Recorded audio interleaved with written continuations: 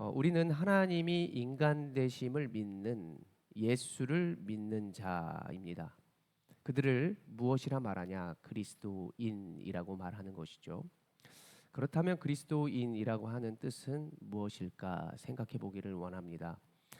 그리스도인은 세상 앞으로 세상을 향하여 나아가는 자들이 나의 죄를 깨닫고 하나님께로 향하여 나아가는 자입니다. 나 혼자 스스로 할 수 없음을 인생 가운데 깨닫고 참된 도움이 하나님이다라고 생각하고 깨닫고 거듭난 자들이 그리스도인이 될 수 있습니다.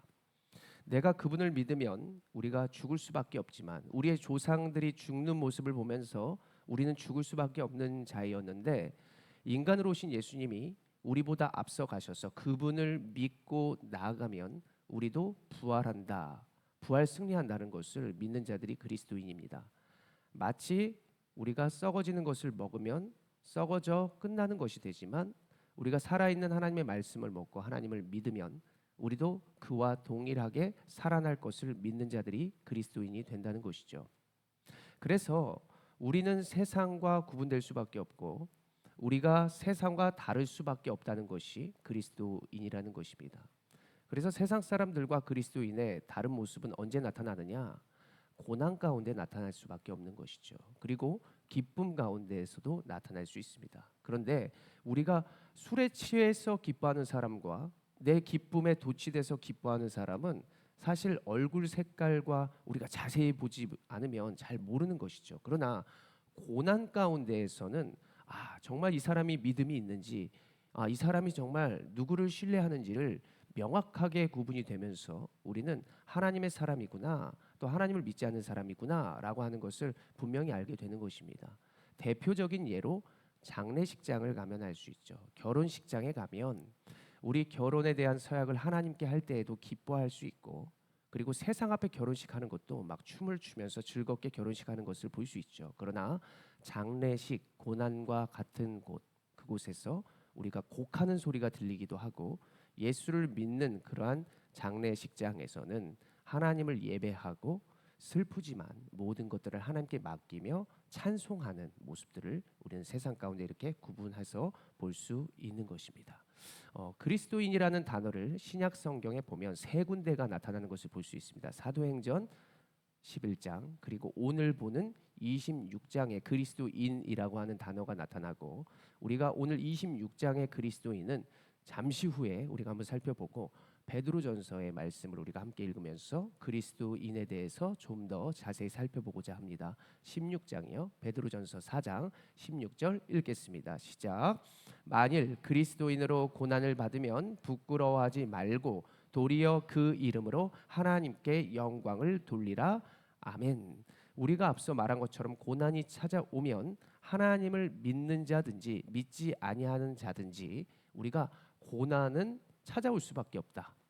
그것은 하나님의 분명한 어떠한 이유 때문인 것인데 우리가 고난이 찾아올 때의 그리스도인의 특징을 우리가 두 가지를 우리가 살펴볼 수 있습니다. 오늘 베드로 사도의 베드로전서 4장 16절의 말씀을 보면서 두 가지를 살펴볼 수 있는 것이죠.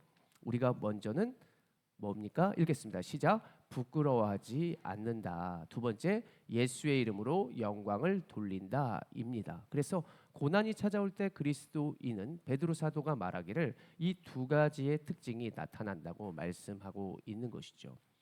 고난이 찾아올 때 하나님께서 왜 그러실까? 우리도 자녀들을 길러 보았지만 이들에게 계속 사탕 같은 것만 주지 않을 것입니다. 분명한 약을 먹이기도 하고 제가 잘 표현하는 것이지만 주사를 놓으려고 우리에게 이렇게 달래주면서 주사를 탁 놓을 수도 있고 우리가 치과를 가보면 아이들이 이렇게 이빨 뽑기 싫어하면 부모님들이 이렇게 두 손을 이렇게 잡고 있을 때가 있어요. 그리고 억지로 강압적으로 우리를 위해서 그 썩은 치아를 이렇게 뽑아내기도 하는 것이죠.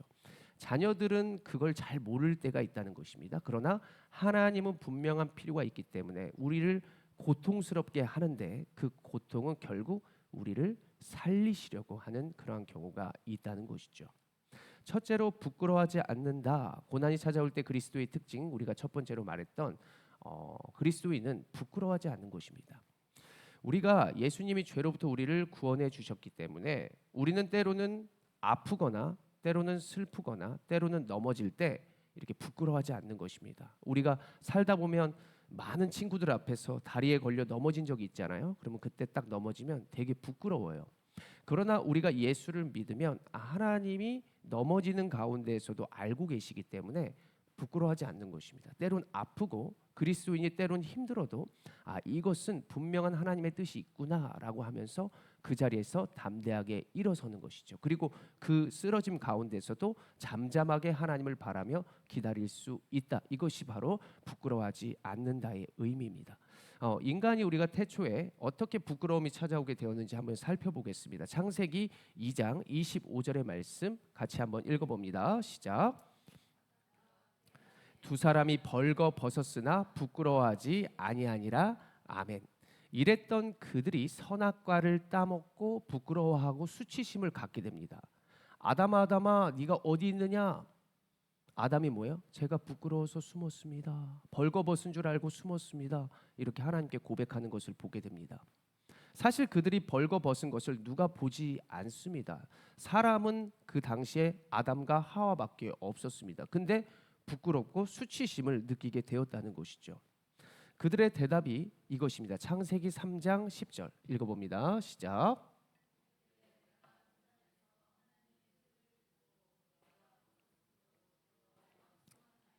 아멘. 자신들의 벗었음에 수치심을 느꼈다, 부끄러워하고 있었다라고 하는 것입니다. 그런데 예수를 믿는 예수님께서 십자가에 달리시고 모든 수치심을 대신하시고 승리하셨기 때문에 그리스도인은 이미 승리 가운데 가는 과정 가운데에서는 수치심을 느끼지 않게 되는 것이죠.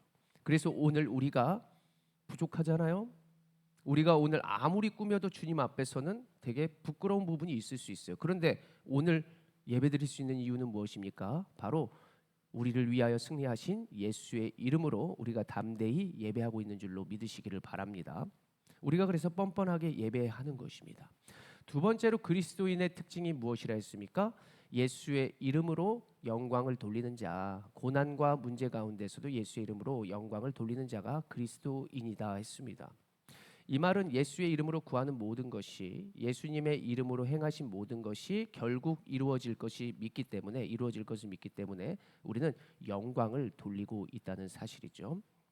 아버지가 나에게 분명한 해결을 해 주실 것을 믿기 때문에 분명히 아버지에게는 많은 것이 있음을 믿기 때문에 내가 세상 가운데 넘어지고 세상으로 향했던 내 모습이 다시 아버지께로 나아갈 수 있는 용기가 생기더라. 아버지께로 내가 뻔뻔하게 나아가게 되더라. 왜냐하면 내가 자녀의 권세가 있기 때문에.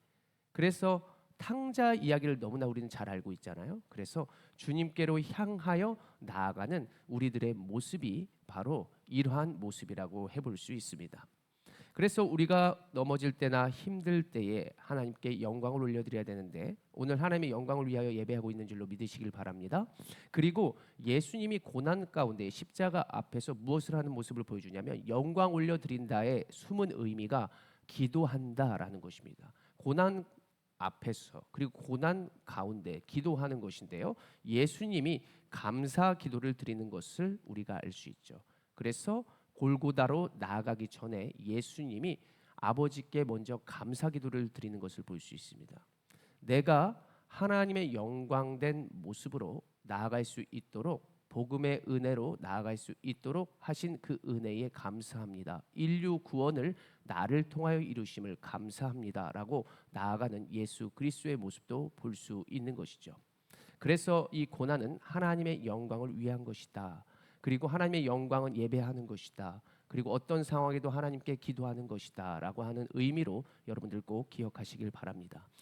찬송가 484장에 만유의 주여 소망되소서라는 찬양이 있습니다. 저는 이 노래 중에 후렴 가사를 굉장히 좋아하는데 어떠한 고난이 닥쳐와도 너무 낮게 잡았어요. 만유의 주여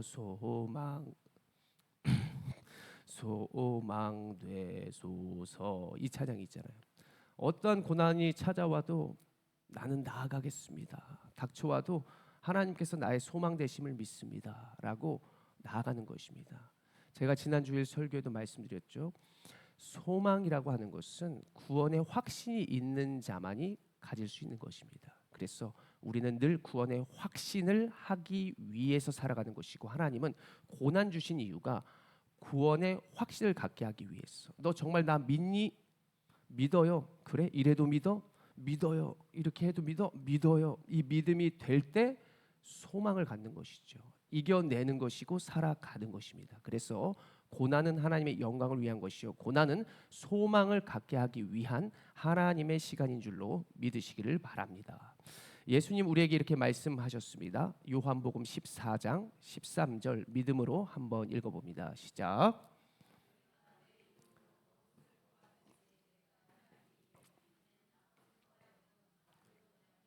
영광을 받으시게 하려 함이라. 아멘. 여러분 고난 가운데 있는 그리스도인이십니까? 예수의 이름으로 예배하십시오. 예수의 이름으로 승리하는 모두가 되기를 소망합니다. 오늘 본문에 자세히 들어갑니다. 오늘 바울은 복음을 전하다가 붙잡혔습니다. 그것도 같은 동포들이 그들을 바울을 고발하여 오늘 왕 앞에 그리고 총독 앞에 서게 된 바울의 모습을 보게 되는 것입니다. 유대인 지도자들은 바울을 핍박하였습니다. 그리고 바울이 로마로 나아가는 과정 중에도 그 중간에 바울을 어떻게든 그 감옥에서 빼내어 죽이려 했다는 것이죠. 그만큼 바울에게 핍박이 있었습니다. 오늘 말씀의 배경을 간단히 보면 분봉왕 아그리빠 왕 앞에 서 있는 바울의 모습을 볼 수 있습니다.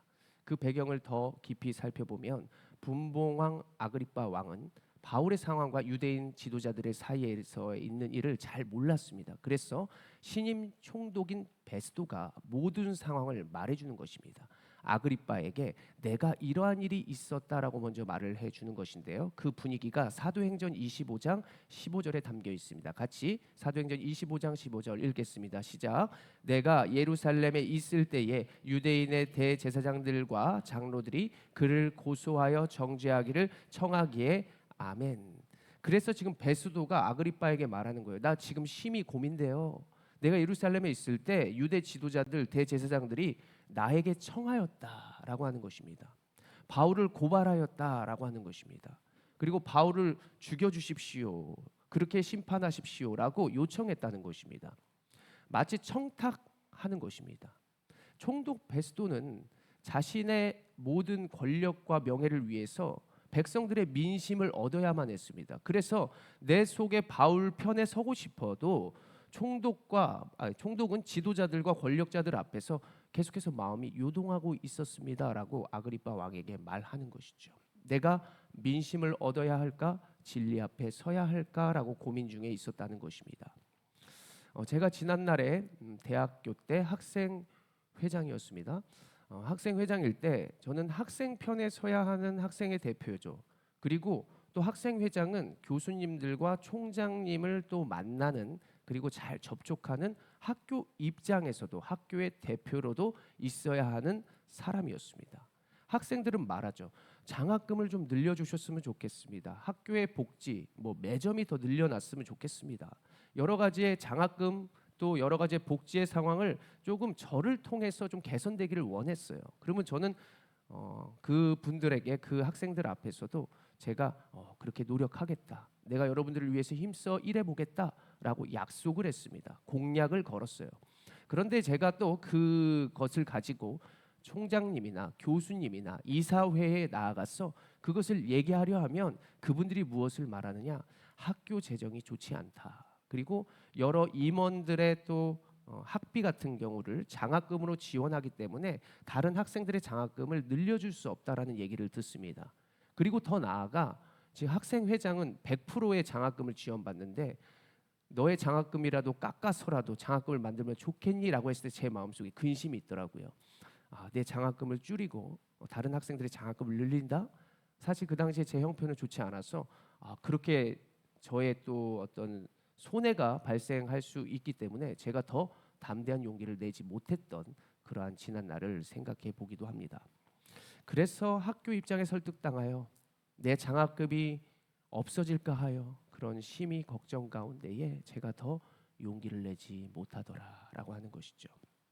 오늘 유대 지도자들의 고발 때문에 총독 베스도와 아그리빠 왕이 어떻게 행동합니까? 결국 베스도는 이렇게 바울을 핍박하는데요. 사도행전 26장 24절의 말씀입니다. 같이 26장 24절의 말씀 다 찾으셨나요? 읽겠습니다. 시작.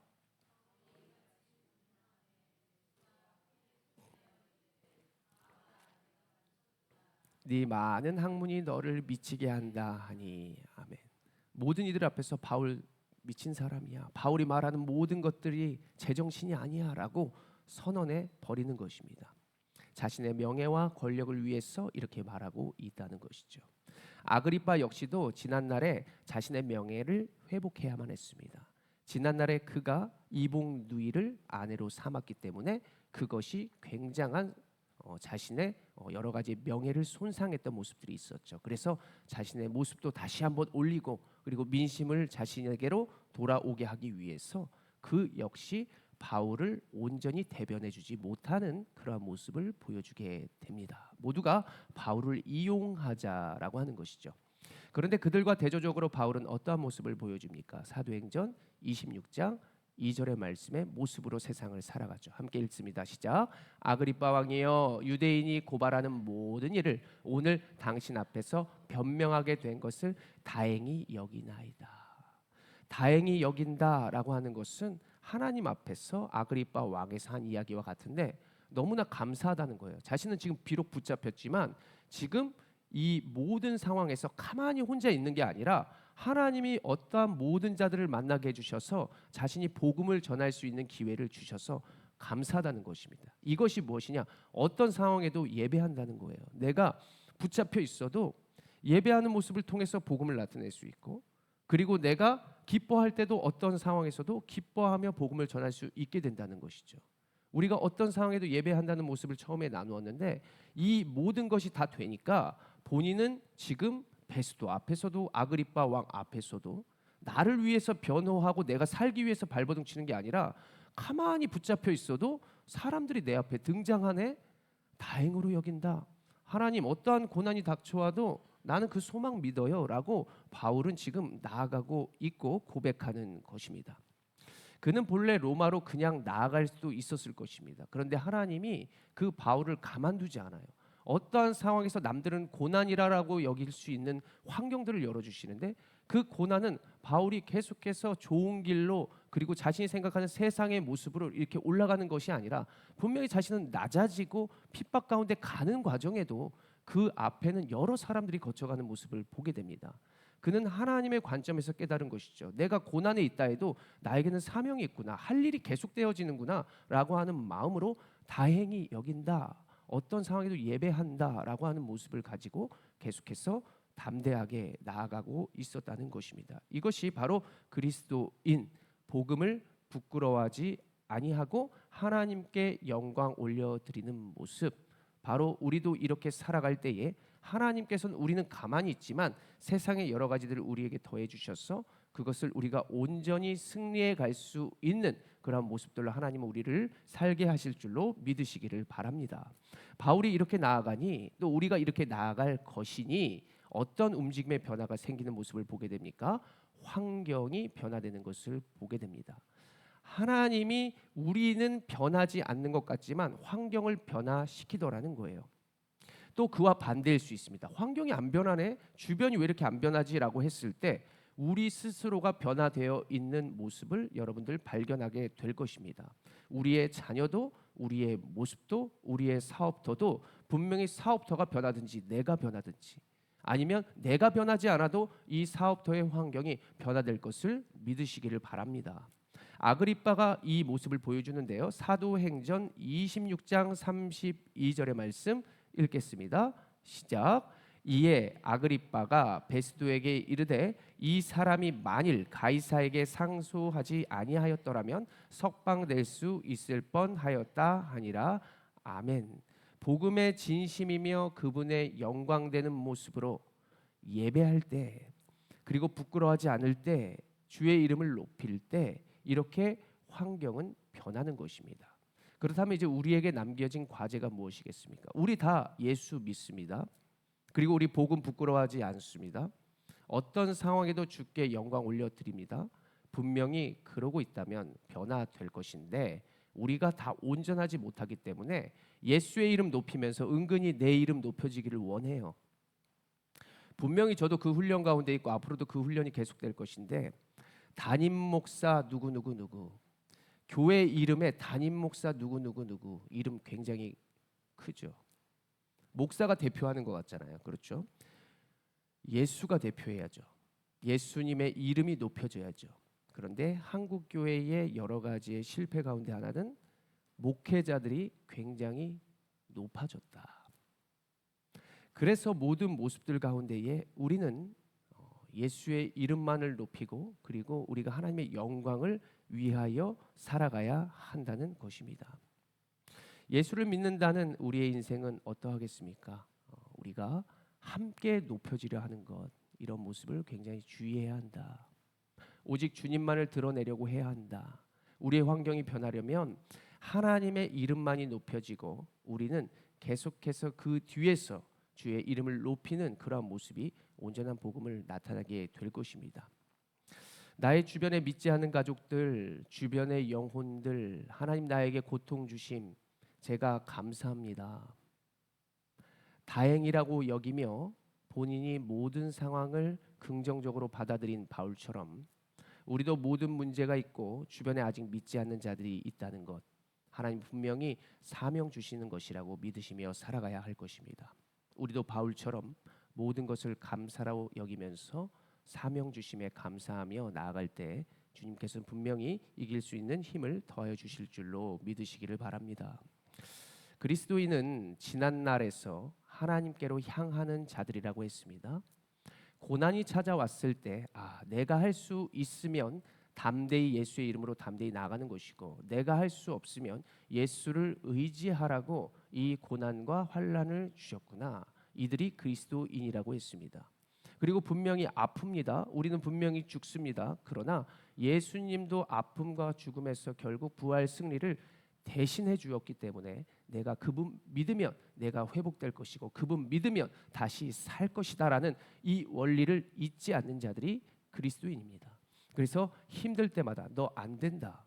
너 어차피 아파서 결국 죽게 될 것이다. 이렇게 말하는 인생의 과정을 걸어가는 것이 아니라 그리스도인은 예수님이 이미 회복하고 승리로 하신 그 모든 것을 믿으면서 모든 과정을 담대히 나아가는 자가 그리스도인입니다.